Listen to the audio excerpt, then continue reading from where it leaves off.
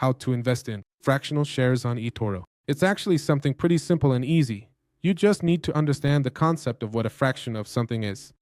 In other words, when you go to buy something, you buy something a whole one, so to speak, you buy an object.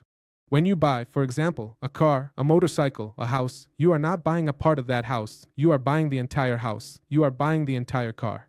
It's not like they hand it to you missing 2 tires, 2 doors, or the trunk. No, you buy it complete. Let's say that in that sense, we could talk about brokers that do not allow you to invest in fractional shares, but only in full shares, that is, in a single, specific share, in its entirety. Now, fractional shares are basically like the example I'm giving you. You're not buying the whole car or the whole house. It's like you're buying a part of it. What does this mean? That you won't have the same returns. In other words, you're buying a part of that share, but if the share in total, a stock increases by 5% within 1 day, well, if you buy half of that share, you're not really getting the full return because you're getting a return on half of a share. Let's say that in theory you would be having the full return, but how are you actually investing?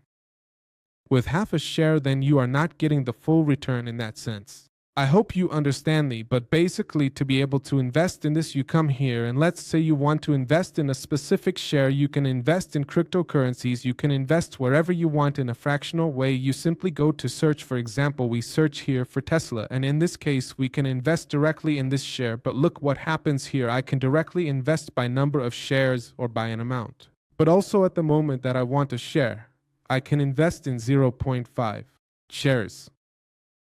In other words, I'm not buying a whole share because if you notice, the share costs 248.90 and I'm buying half of it. That's why it tells me that the amount is 124.50. So, I would be buying half in order to invest in this stock. And the same thing happens not only with individual stocks but also with ETFs. You can also invest in ETFs fractionally. For example, this one here is from the SP 500. When it comes to investing, if I choose, for example, that I want 1 share, it will show me the total amount that corresponds to what's here. But if I want to buy 0.5 of this ETF, or even 0.75, then I would be buying 75% of a share. I would still be missing that remaining 25% to complete a full share. And like I said, the downside and the upside is that when you invest, you won't have the same gains or losses depending on what it is. Obviously, this percentage will impact the amount of money you invest. And the other important thing is that this clearly helps us a lot when we don't have exact figures to invest. That is, you may want to invest in a stock or in this ETF for $571, but you don't have that amount of money right now, and maybe you want to do DCA. That is, invest every month, invest every week, but then you don't have $571 every week. So if I want to invest in this ETF, it gives me the advantage that if I have $50 weekly, I can come here and say I want to invest $50, and it will let me do that perfectly, because I'll be investing in 0.08 shares of this ETF. This is how you can buy fractionally, and as I said, it gives us the advantage of being able to invest practically any amount. If I put in any amount of money, like $250 for example, it will immediately tell me how much I'm buying compared to the total of a share or an ETF. And again, this isn't just with stocks and ETFs. You can literally do this with any of the options that appear here.